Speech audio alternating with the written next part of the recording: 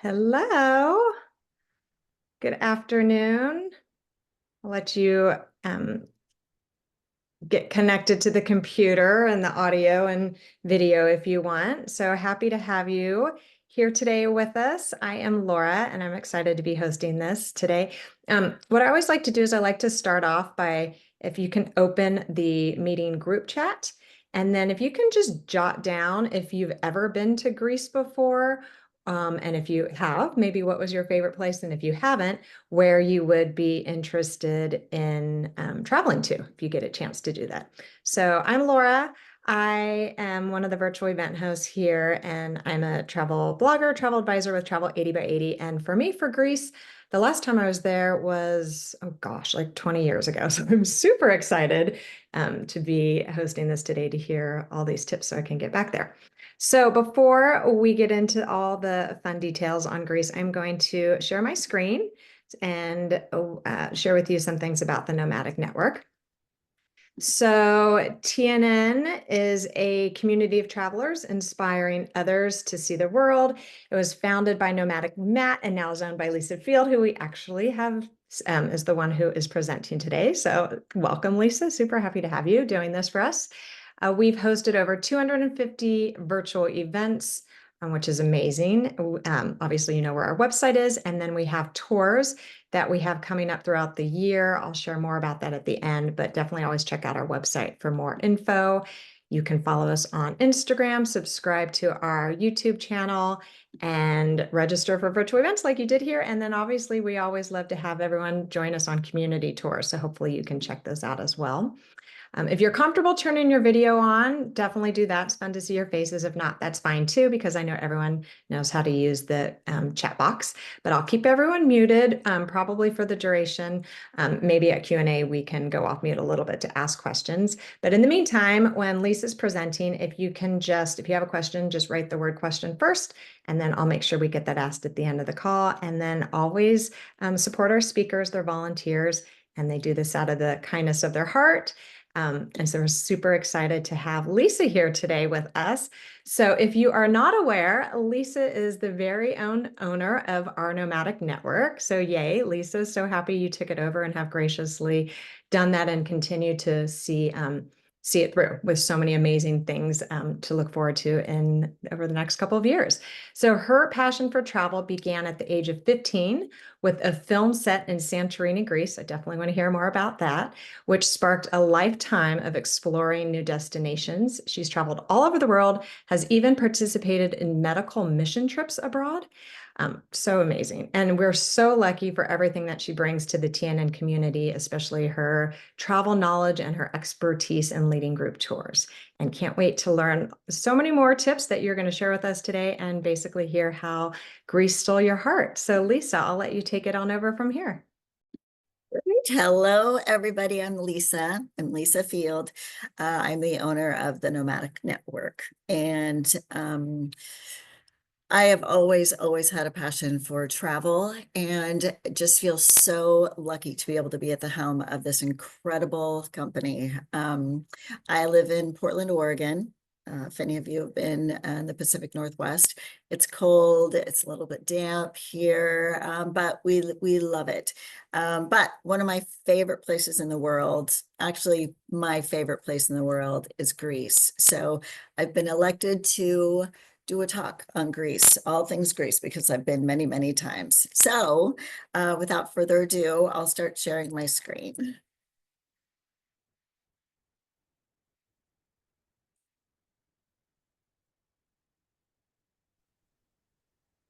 All right. Oops, let me go back. I'm Lisa. At age 15, as I said, I fell in love with Greece via a movie that was set in Greece. I remember at age 15 watching HBO because I think that was the only one of those kinds of channels at that time in history. And this movie called Summer Lovers came on. And it was a very cheesy movie. I think it was Daryl Hannah's first movie, if that gives you any idea of the quality of this film. Peter Gallagher, But what stopped me in my tracks was the location that this film was set on. And I watched the movie through, and then I remember to this day watching the credits roll, looking for where this place was because I needed to learn about it and I needed to go there. And eventually it said filmed on location in Santorini, Greece, and I knew that I had to go. So at age 20, I was very, very, very fortunate, and I was able to visit Santorini and Greece. I spent 10 days in the country, spent a few days in Athens, and then a full week on the island of Santorini, and I was never the same. Now I have been multiple times with my parents, with my kids, solo island hopping and leading group tours. And, you know, every single time that I return, it feels like home immediately upon landing. So it is absolutely my happy place. So in general, not just for Lisa, but in the world, why is Greece so special, so unique? There are a long list of reasons. One is it is the birthplace of Western civilization, home to democracy, philosophy, architectural achievements, iconic landmarks. I have an architecture background, and all through school, so many references to the early Greeks and their architectural developments we still use today. The natural beauty is so wildly diverse, from the mountains to the oceans, the incredible bright blues of the seas. There's something for everybody. The country's cultural pride and traditions. I I would challenge anybody to attend a Greek festival and tell me they didn't have a wonderful time. This culture is so proud of their heritage, traditional dances, and countless family-run tavernas all over the country. Another thing about the Greek is their incredible hospitality. The word, which I know I'm not in Greece, I'm going to say it incorrectly. If it, philo, I'm going to say it wrong. Derived from the Greek words philo and xenos. So make visitors feel embraced and welcome like family. So that is the Greek culture and the way that they approach strangers, which who wouldn't love being welcomed into that kind of culture? So, regions of Greece. There's quite a lot to Greece, and I thought that it would be a good idea to kind of break it down really quickly so you can see all of these different elements. So, if we start at the top, you'll see northern Greece. Northern Greece actually, it borders Albania, Macedonia, Bulgaria, Turkey. So there is a very interesting Balkan influence in that region of the country. And it's also, topographically speaking, very mountainous. Mainland Greece is the birthplace of democracy, as I was mentioning, lots of ancient ruins, large cities like Athens. The North Aegean Islands, that'll be on the far right. A little bit quieter, unique cultures, indicative of those islands there, and very lush topography.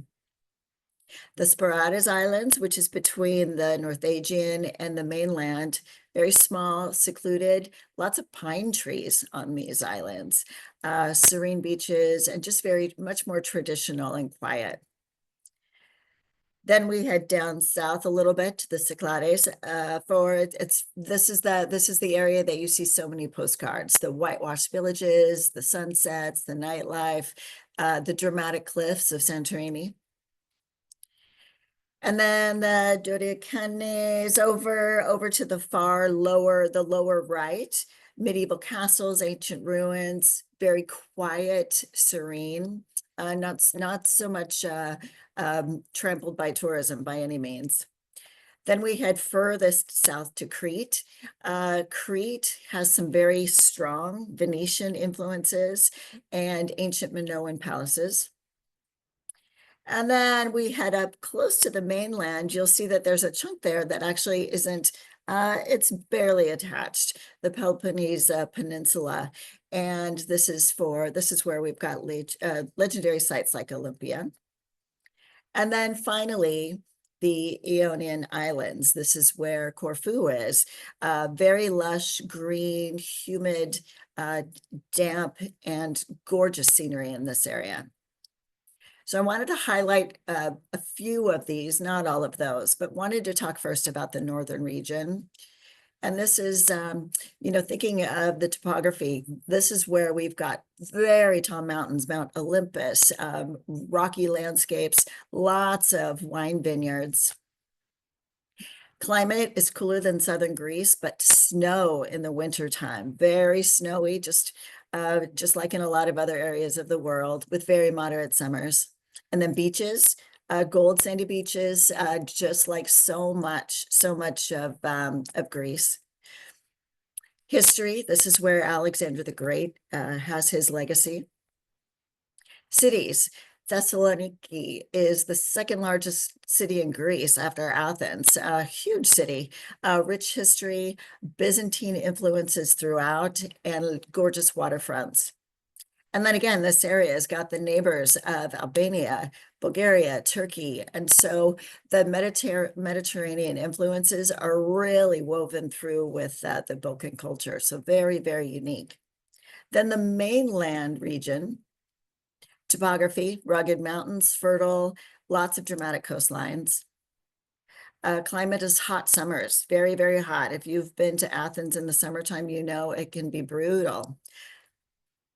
Beaches, absolutely gorgeous again. Greece is obviously known for its beaches. History, this is where Western civilization began. So iconic sites like the Acropolis and Olympia. Athens is famous, of course, for its ancient ruins and modern culture. Delphi is a little smaller city for some more history. Athens has really experienced a huge population increase in recent years due to strong port accessibility. There's 3 different ports, and they're all 3 very big, so very easy to get in and out of. The international airport, which is right there, and then also just conveniently located within the Mediterranean as well as Europe, and their population has grown immensely. They're kind of struggling to keep up. The Cyclades. This is the beautiful area that the tourists flock to. The topography, volcanic calderas, the rugged cliffs, picturesque, absolutely idyllic. Tourism and prices also are reflected by how beautiful this is, popular with visitors, especially in summertime. The crowds get maddeningly thick. So just be prepared for that on hotspots like Santorini and Mykonos. Speaking of Santorini, we will talk about some of their current issues that they're having this week later in the show. Beaches, a stunning variety of beaches in this area. There are cliffs, there are multiple kinds of rock, different colors of sand. It's absolutely incredible the diverse kinds of beaches you'll find through this part of Greece. History is just as important here. On Santorini, there is the ancient archaeological site, Akrotiri, which is absolutely incredible. If you're in the area, you must go to this. It's fantastic. And then cities, iconic villages like Mykonos, Fira, lots of shops, cafes. Next, I've got Crete. And Crete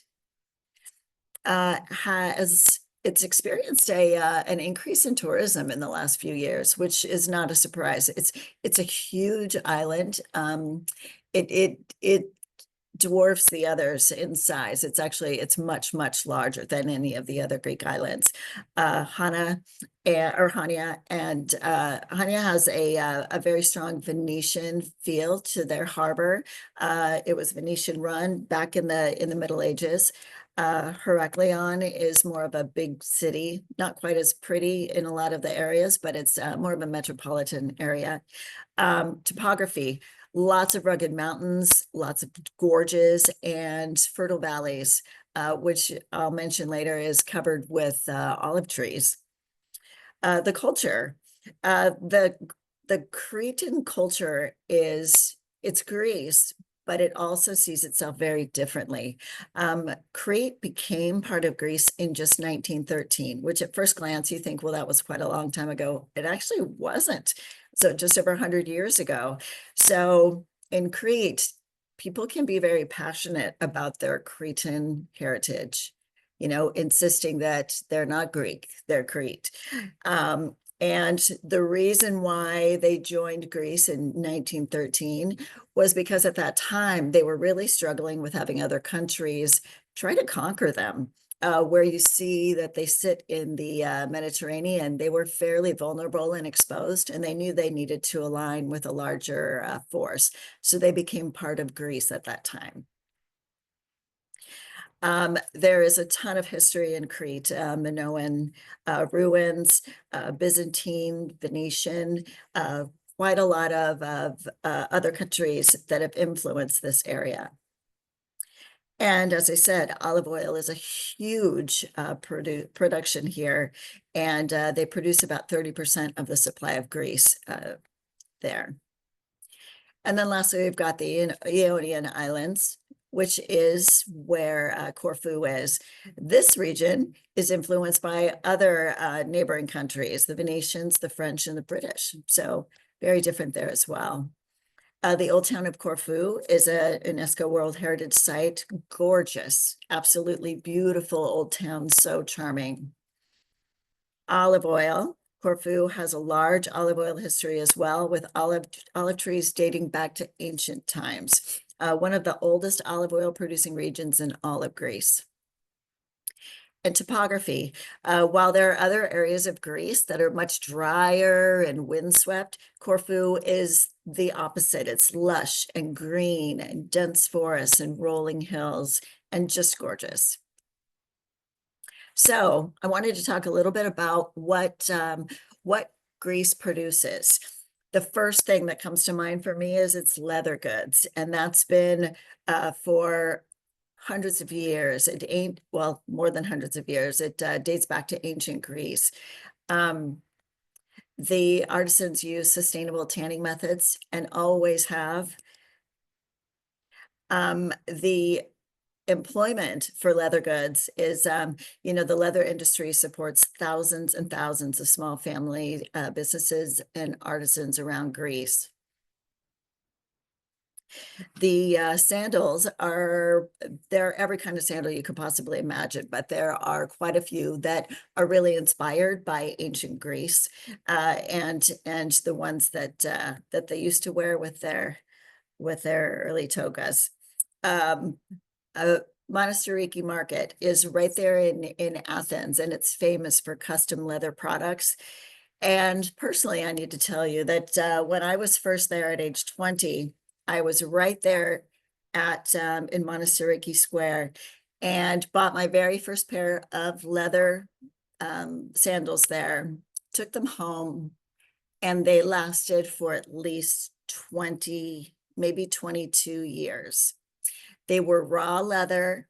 They didn't look like anything much. I thought they would probably last a couple of years. And I had those things for 2 decades. So each time that I've been back in Athens, I've bought a new pair. I was just there last year, and I went to the store that I remembered going to at age 20, and it was still there. It's this one, and it's right there at Monastiraki Square. And I walked in so excited to see that there was a leather shoe store right there. For anybody that's seen the movie Elf, when he walks into the coffee shop, the world's best coffee shop, that was pretty much what I did when I walked in. I said, you guys are the ones, and I need more shoes. But it's absolutely fantastic. Any leather goods that you buy from a legit store there in Athens, they're going to last you forever. Very, very well made. And try to stick to the ones that aren't treated. Just the raw leather, they're going to last you forever. So the northern region's tobacco industry, Thessaloniki became a major tobacco producing center in the 19th century. And when they did, they were able to pull in tons of farmers and workers from all over the Balkans due to where it was and access to Mediterranean trade routes. So they were a huge supplier, producer and supplier of tobacco in the early 19th century. They dominated the country's production during the early 20th century, and only recently, in the last 50 years, have they really wanged their production, and that's because of the mass production that occurs worldwide. They weren't really able to keep up with the farming methods and multinational tobacco companies. Then we get to Crete's olive oil. As I mentioned before, Crete is home to approximately 30 million olive trees, which is incredible. Makes it one of the highest concentration of olive trees in the entire world. These trees cover about 50% of the island's agricultural land, and many are centuries old. It's pretty remarkable. Crete is known around the world for its extra virgin olive oil that's the highest quality, considered to be some of the best in the world.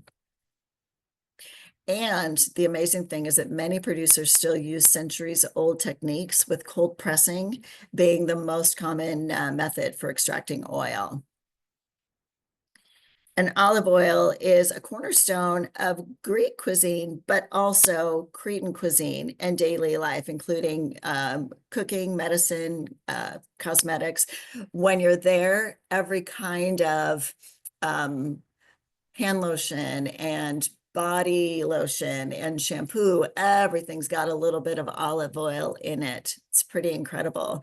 One thing that's very interesting that I didn't note here is that with this incredibly large amount of olive oil production that they do, it is believed that Crete actually produces quite a lot of the olive oil that Italy packages and sells around the world. Italy doesn't have as much. Crete has plenty, and so the Italians buy it from them, slap a label on it, say it's Italian, but it's actually a lot of it comes from Crete.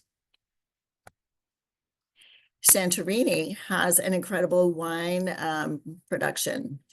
Santorini is I don't want to say barren. It's windy. It gets very hot and dry. A lot of hills, and with very little rainfall, it makes grapes that are very concentrated, very full of character. The volcanic soil of Santorini also is rich in minerals, and it gives the wine a really distinctive flavor profile. One thing that I find so interesting about the Santorini winemakers is that they train the vines to grow into basket shapes. So at first glance, I live in the Pacific Northwest. So this, to me, at first glance, looks like a small new young vine.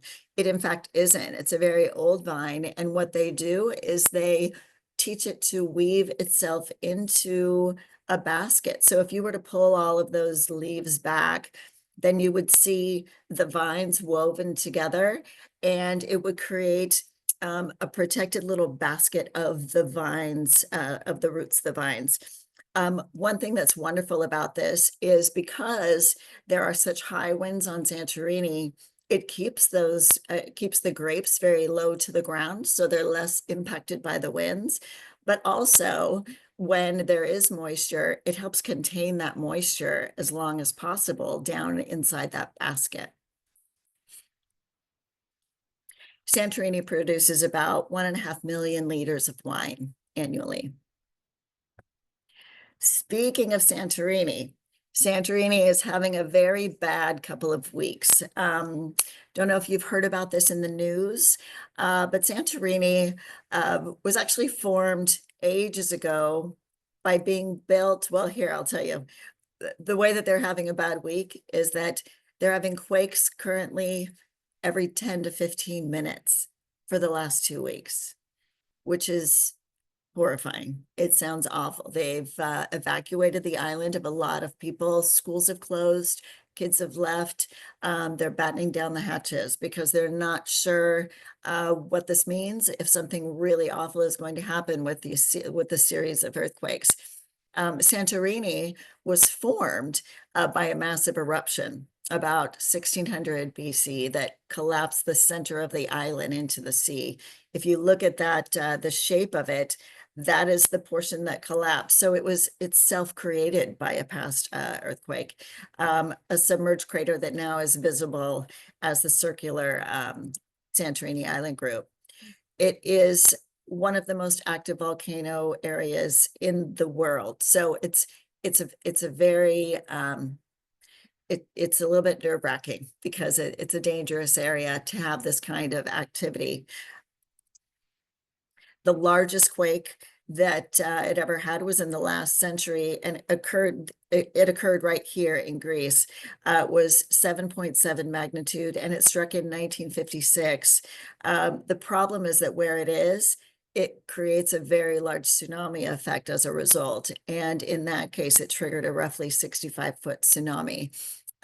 Because of where it sits, you can see there are a lot of other islands that are very nearby that would be at risk if something happens. So we're keeping a close eye on Santorini this week. So my travel predictions, I've told you a lot about all the different areas, but my travel recommendations for traveling through Greece, I have a lot of them. So when to visit? Of course, you can go at any time of the year, but when would you want to? In the spring, much milder weather. Wildflowers are in bloom, fewer crowds, perfect for sightseeing and outdoor adventures. But of course, like in spring in other areas of the world, you may not get the best weather. Could be a little rainy, could be a little cool, but it's going to be a gorgeous time to be there if you don't mind that. Summertime, that's when you're going to get tons of crowds, lots of crowds, but also heat. The heat can be quite brutal in the summertime. In addition, because of all the kids that are out of school over the summertime, and when people want to travel this summertime, all of the everything costs that much more as well. So if you don't mind the higher costs and bumping into folks, summertime could be a wonderful time to go. Fall. This is my favorite time. This is when the ocean is the warmest it's ever going to be. Quieter islands. The kids have gone home. People have returned to their homes for back to school, and the weather is still very moderate. In my mind, it's the perfect time to visit. Winter. If you're not really looking for for laying out on the beach, getting the suntan, winter might very possibly be your very best time to go. This is when you're going to have much more the most authentic experiences. You'll be more likely to engage with locals, have great conversations, be able to really see the beauty of the islands without a lot of tourists around. However, it can get chilly and cold at this time. So if that doesn't bother you, this might be the perfect time for you to go. So pro tip, shoulder seasons, spring and fall definitely offer the best mix of affordability, great weather, and much less in the way of crowds. So next question, where to visit? There's so many different places to go. First, if you want really authentic experiences, if you really want to feel like you were local and you got to really understand what makes the Greeks tick, these islands would be the way to go. Tinos, Naxos, Ikaria. Families, if you want to go with littles or grandkids, groups of family members, these islands here are perfect for a relaxing beach setting, not a lot of steepness, safe and peaceful. adventure, nature, if you really want to get your hike on, if you want to really get out and explore some different topography, Crete, Milos, Tinos, Sifnos, and Santorini are all wonderful options. If you're looking for cultural and historic emphasis, there are quite a few of those, of course. You're in Greece entirely, so that you're going to have history and culture everywhere. But Delos, Crete, Patmos, Santorini, and Athens are all going to be wonderful places that you are not going to want to miss. And then if you want to go super glam, luxury, you want to do what tourists do, the main places you'll want to swing by is going to be Mykonos, Santorini, and Corfu. These are going to be more expensive islands, but you'll get 5-star white glove treatment there as well. So Athens, I have to say, so many folks, as I've traveled around Greece, people hesitate to go to Athens for some reason. And I think it's because it's such a huge metropolitan city. It's a bit overwhelming to think about navigating a busy city like this, but don't miss it. It's absolutely gorgeous. There are some stunning areas of Athens that you're not going to want to miss. One is going to be the Acropolis. Yes, we've all seen the Acropolis on TV and in movies, but to actually be there in person, it's incredible. And the scale and the history, to think that so many ages ago, people were walking on these same paths that we're walking on now. It takes your breath away. Equally, the Acropolis Museum. It's absolutely stunning what the city of Athens and the Greek government has done to create a museum as stellar as this one is. It's wonderful. Fun fact, if you live in Athens and you're doing some work in your backyard and you come across something that could be an important historic item, everything has to stop. You need to notify the government. They need to come out, see if it is in fact of an historical importance, and if it does warrant if it does warrant researching further, then you have to give up your property to the government. They'll find you another place to go, but this property now needs to be treated with care, and they will dig through and find what it is that is of historical importance. So that's just an agreement that you make by being a citizen of Athens and buying property in that area. The Plaka neighborhood, absolutely gorgeous. I thought about putting a photo here, but I did not. It's gorgeous, charming, historic area, narrow streets, shops, traditional tavernas, absolutely safe. If you visit Athens, this is the neighborhood to stay in. Monastiraki Square. This is where my favorite leather shop was. Lots of activity around this area, fresh produce, nuts, all kinds of shops, gorgeous.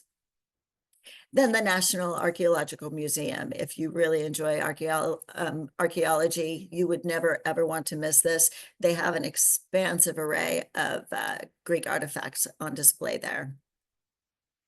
And then the Siri district. This is a very trendy area that's known for nightlife, street art, gorgeous, gorgeous street art, lots of modern eateries, street food, absolutely beautiful. So one thing as well about traveling through Greece, you learn this when you travel anywhere, that packing less is always better. But in Greece, this is definitely the case. You'll want to pack light because the cobblestone streets will be the death of you. Maybe third time I was in Athens, we arrived early on a Sunday morning. It might have been 7 a.m. and we were trying to walk to a coffee shop, and we all had rolly suitcases, and it was the loudest thing you've ever heard in your life. And people were poking their heads out of the windows to see what the ruckus was. And it was us, and we were mortified. So if you can avoid doing that, that's such a good idea. Weather variability, the coastal and mountainous climates can change very quickly. So while packing light, also pack layers. Give yourself some options because the temps will change dramatically and you'll want to be ready. Another reason to pack light, lots of buses, boats, walking to get around. The last thing you want is to have a checked bag that you're having to lug onto a bus that's busy. It's no fun. It'll make you cranky. It'll make other people cranky. It's not a good way to go. And then ferries. So this photo that I included is from the ferries. So when you get onto a ferry, it can be a fairly hectic affair. Everyone trying to get on at once. And if your bag is large enough, they'll tell you to just leave your bag down below and then you head up to your seat. Well, there's not any kind of organization really to where you put your bags down below. So they get put like this, and then you go up to the top of the ferry and you sit and you enjoy your ride. And then when you come back down after the ride, you just have to hope that you can find your bag. And it's an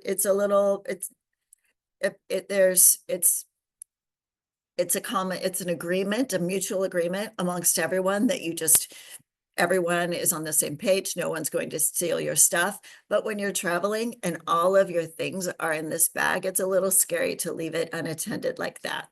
So I recommend taking as small a bag as possible. And so you can avoid this.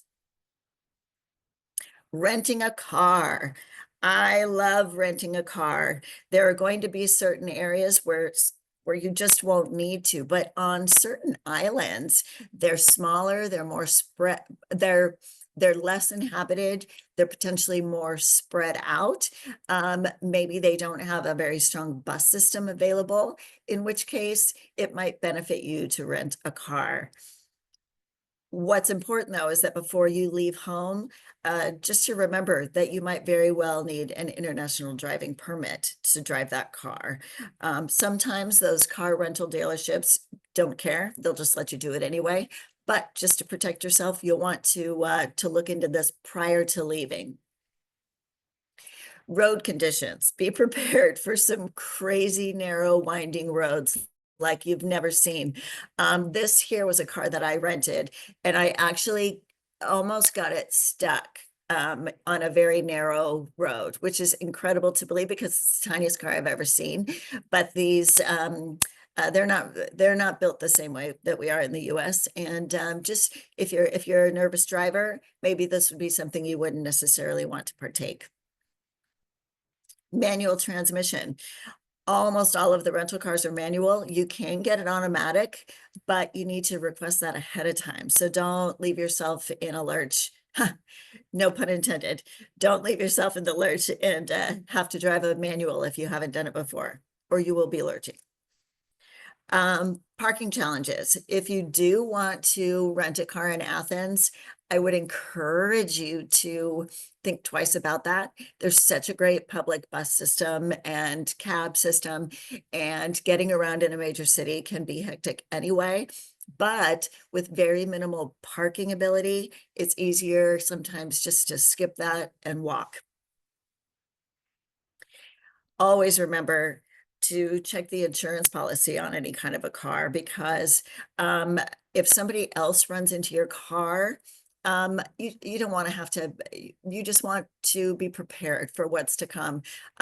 People don't necessarily respect other people's personal space when it comes to cars. So you might have your rental car dinged pretty easily. You want to make sure that you don't get yourself into trouble financially. And then last, on some of the islands, I don't know if any of you would do this, but on many of the islands, there's a 4x4 rental option. I've seen several people do this, thinking it would be more fun and it would be more exciting. It's a huge pain. For one, you can't hear the people you're with. You have to wear a helmet. It's very loud, it's windy, it's dangerous, as it would be here in the States. So stick with the small car. You're going to be much better off. And the cost it's very similar. Ferries, my gosh. Ferries are a primary way to get around the Greek islands. It's going to be the way that that you maneuver an island hop. What you'll want to do is plan this out early. You want to purchase your tickets ahead of time. They will definitely sell out in peak season, so you need to map it out. There are a couple of different, actually a few different ferry companies. Blue Star is one that's really common, and if you go to their websites ahead of time, you can do a stop by stop by stop by stop and purchase all those tickets in one time, and it will check you out at once. So that's really nice. It doesn't have to be 4 different purchases. So that it's a wonderful feature that they have, because everybody does that. When you arrive at the ferry, please be at the port at least 30 to 60 minutes early. It can be very chaotic. If it's a busy ferry, like from Santorini or Mykonos or Athens, there could be several hundred people waiting there as well, and it can get pretty hectic. Again, pack light. You don't want to be going up gangplanks with a checked bag. It's such a hassle, and it's hard to lift them up and over curbs. Less is more. Pack snacks. There's often snacks available on board, but it's limited and they're pretty expensive. There is definitely a real problem with people getting seasick. So if you are headed to Greece and you have ever had a problem with this, pack some seasickness medication, and don't just put it in your bag and leave it downstairs below with the luggage. Make sure it's near you, because it's entirely possible that you could get seasick on one of these ferry trips that could be 1, 2, 3, 4 hours long. Confirm your port. Some islands and cities have multiple ports. Athens has 3, and even just one of the 3 is huge. I recall one time when I actually got to the correct port, the correct port, but it took me a good 30 minutes to find where my ship was, and it was on the like it was very far. The scale is huge, so make sure you do some homework beforehand so you don't send yourself into a panic. Check the weather. Strong winds can easily cause delays or cancellation. This is a photo that I took while I was standing there wondering where my boat was, and I looked up and noticed that my boat had been canceled. If I had checked the website before I left my hotel, I wouldn't have had to make the rundown, but it didn't even occur to me. I thought, well, of course, I'll just go. It's always good to double check. Lodging. Try to choose local hotels rather than foreign-owned short-term rentals. I've heard this from several local hotel owners. As a traveler, I have thought myself about purchasing investment properties in Greece and then running them as Airbnbs. That would be wonderful for me. I would love it. It'd be amazing. It would give me a reason to go. However, I'm potentially taking money away from a Greek national who could do the same thing. And it would probably benefit the culture more if that money stayed within the country rather than coming to Oregon, where I am. So there are a lot of locals that work really, really hard to create great experiences and to bring visitors a great experience. So I always try to stay in a local hotel. The small family-run hotels are often, they offer authentic experiences and personal connections. And when you check into an Airbnb that has, it's got a no, what is it? No, I'm trying to think of the word, but where you don't have to meet anybody to check in. You just get the passcode and you walk in. That's very detached, and it goes against the Greek culture. So I encourage you to actually meet with a human that's local. It also supports, hotels operate under strict safety, tax, and zoning laws. Airbnb investors can sometimes skirt these, so it can create some unfair competition amongst them. Also, regarding where you stay, breakfast is the most important meal of the day in Greece.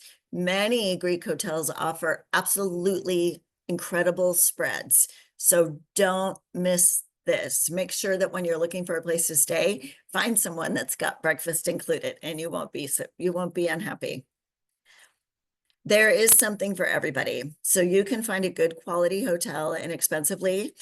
Just make sure to read the reviews. So pick your number, pick what you feel comfortable with, and then start reading the reviews. And you can find something good that will fit everyone's budget. So the language. No, I don't speak Greek, but I spent a full year practicing every single day, and it's still Greek to me. It's very hard. So I wanted to go through a few of the key words that it will bring light to local people's eyes. If you can say these few words, it's not going to get you through a conversation, but at least you will have connected with them. One is yasu, hello.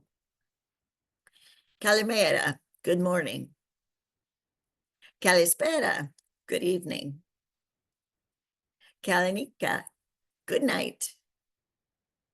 Efkaristo, thank you. Ne is yes. That's a tough one, I'll tell you that. Ohi is no. And then yamas, which is probably the most important one, which means cheers. Yamas. Eat. Make sure that when you are in Greece that you eat, eat, eat. The Mediterranean diet is filled with healthy foods. There's a reason why it's famous. And don't hesitate to try everything. Just look at what the Mediterranean diet is made of: eggs, fish, legumes, olives, cheeses, fruits, vegetables, nuts. You cannot go wrong. Of course, don't miss the desserts too. The pastries are to die for. Baklava, loukoumades, tafita. I do have to say, this is a photo of my daughters. When we spent a week on Santorini one year, and we are huge fans of loukoumades. Those are it's like they're like donut holes, they're honey balls. And where we stayed on Santorini, there was a loukoumades shop right there near our place. And it became our habit each evening as we were coming back from doing our things that we would stop into this loukoumades place and we would have loukoumades. We had loukoumades every day for a week. And of course, we became friends with the owner. He was so sweet and nice. But to be able to have such great pastries there in the place that they're famous for is so incredible. And then, of course, baklava. Who doesn't love good baklava? Philoxenia. Oh my gosh, philoxenia. Sorry, I keep saying it wrong. I'm going to get off this call and go, gosh, how could you be so silly? So the word it's the word for hospitality. It's a compound word, again, which means love and stranger. And I wanted to bring up this point here because this gentleman was one who I rented my car through, and he made me breakfast. He made me some green mountain tea, and his wife had made fresh bread, and he sliced me bread and he put local honey on it. And for no reason other than he was just a wonderful gentleman. So I wanted to give him a quick plug. If you ever rent a car on Paros, go to Lucas Rental Greece. He's a lovely man.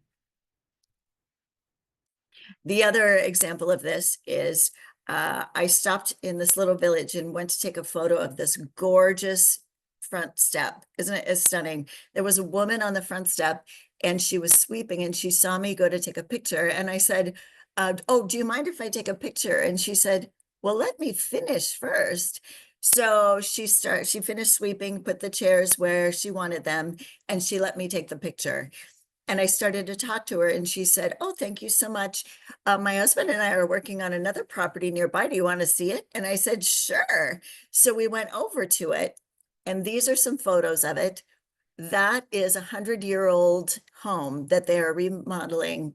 That table is a 100-year-old table that was used when this building was a tannery.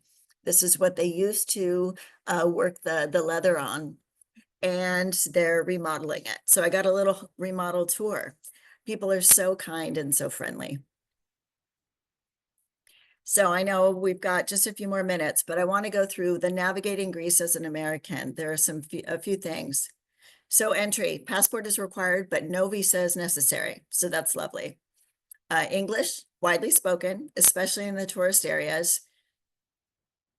Greece uses the euro. Credit cards work often, but in the small towns, definitely stick with cash. Always buy local. Locally produced goods to really celebrate them. Make sure you bring your adapters. That international driving permit, very important. The go-to for island hopping, definitely get your tickets ahead of time. Cultural differences. Greeks are warm and direct, so don't be surprised if they act familiar right off the bat. Make sure you pack your layers. The best travel seasons, May, June, September, October. Stay hydrated. Pace yourself. Take a breath. Things are going to get messed up, but it's all going to work out. Travel insurance. Get yourself some travel insurance. Anything could go wrong, and if you've got a little it gives you some peace of mind, and it'll be worth it. So navigating Greece as a solo female, it's one of the safest countries in Europe. Low crime rates, very, very friendly locals. But use all the tools that we know as solo traveling females. Stick to the well-lit areas, especially in larger cities. Trust your instincts. Greeks are very, very nice and wonderful, but trust your gut. Transportation awareness. Don't walk alone near the port or bus stops. And keep your valuables secure. Pickpocketing can happen everywhere. So I always like to choose a crossbody bag or a money belt. So that's it. The only other thing that I have to say is that I will be in Greece in September with our company, with the Nomadic Network, and I would love it if you want to join us. We'll be there from September 24th through the 3rd. We'll be visiting Athens, Tinos, Naxos, Santorini, doing all of these wonderful things and having as an authentic experience as possible. And if you use the code Greek to me, you'll get $300 off. Thank you. I'm going to stop sharing. Amazing, Lisa. Oh my gosh. I just dropped all the information in there. So if anyone wants to sign up for the tour, go for it. But wow, that was so thorough and so dreamlike. Like it makes me just want to go now and pack my bag. So really appreciate it. If anyone has any other questions, I know we've got just a couple minutes, but I did want to get a couple answered. So the first one I had was your thoughts on driving to nearby countries from Greece. Sharon's considering, spending a few weeks in the area. So I was curious your thoughts on that and how Ah, possible that is. well, absolutely. So I think that what I would want to do is verify those driving laws in each of those countries as well. When I've done that, when I've traveled from country to country, um, if just even reading the street signs, I've gotten into trouble and parked illegally, that kind of a thing. But of course, I would choose a rental place, a car rental place that is international, that can go from one to the other, so it's not a local place. I often will rent a car that's from a local company, and I wouldn't really do that if I'm going to a neighboring country. I'd probably choose like Alamo or Hertz or something like that. Perfect. And then Joy had a question on, hopefully I'm pronouncing this correctly, Meteora? Yes. Yeah, did I pronounce that correctly? So just have you been there? Any thoughts on that traveling there? Just anything in general? I have not been to Meteora, but I understand that it's gorgeous. And that's one of the things in all of my travels. My bucket list is to be able to go to many of these other regions of Greece, specifically up in northern Greece, where, I feel compelled to go to the islands. I mean, there's 600 islands, for crying out loud, or excuse me, 6,000 islands. How can I possibly go north? But I'm going to need to go up to that region to here soon because it's beautiful and topography-ish, so very different. Yes, I've seen some gorgeous photos of it. So that's on my list too. I mean, I hear you. Like there's so many amazing places to travel to in Greece. It's hard to Right. choose. And then you have your favorites that you want to go back to as well. So um, okay, Julie, are there any festivals that are don't miss events that you might know of? I know you mentioned there's a few in the summer. Have you ever been a part of those? Any you think that would be great to see? Well, I will tell you that this last year, I was there for Easter, for Greek Easter, and it was incredible. It was absolutely phenomenal. And each island has their different way of celebrating.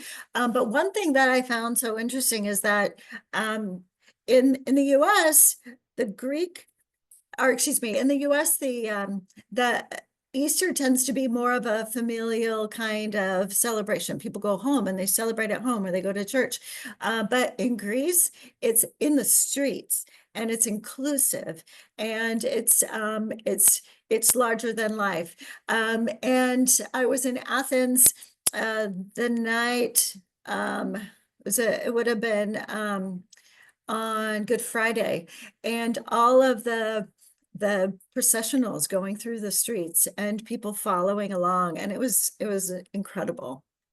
Yeah, I can imagine that would be beautiful. And I'm sure there's different resources, certain websites if you wanted other, maybe in the summer, there's other festivals that go on that maybe aren't religious based, who knows, depending on what you want. And then I was just curious, how many days do you think would be an ideal time to go? I Oh know my that's a hard gosh. question. I think a couple of months. No, I'm just Yeah. kidding. I do think that, as Americans, we have the tendency to try to pack it all in and do a lot, which is hard not to because there are so many places that you can go in Greece for different experiences. But I think that it's important to stay in each place 3 or 4 nights just settle in and be present. If you're on the go, 2 nights here, 2 nights here, 2 nights here, it's going to just be a cluster and you're not going to have a very good experience or get to know anybody. So I think, 3 different islands, 4 nights each, that's 12 days. Okay. That's perfect. That was going to be my next question. How many islands would you do? Just because there are so many. So um, Right, that's good. And right. do you have a favorite? Oh my gosh. Well, my favorite island always was Santorini for years. But I do have to say that most recently it's become Paros. And Paros has a really good it's got a great combination of new with old. It's got some really ancient villages. Every person that I've come across in Paros was so kind and generous and wonderful. It almost reminded me of my time in Japan because the Japanese are so nice. It was like that. And driving around it was very easy. You can't get lost. So Paris is my current favorite. Okay, good to know. I've been to Santorini, haven't been to Paris though, but I feel like that's the buzzword. I keep hearing that of people that have been there, that it's just incredible. So, like you Yeah. said, I don't think you can go wrong with wherever you travel to in Greece. You just have to go. Oh, and also speaking to Crete, Crete is large enough for a visit all its own.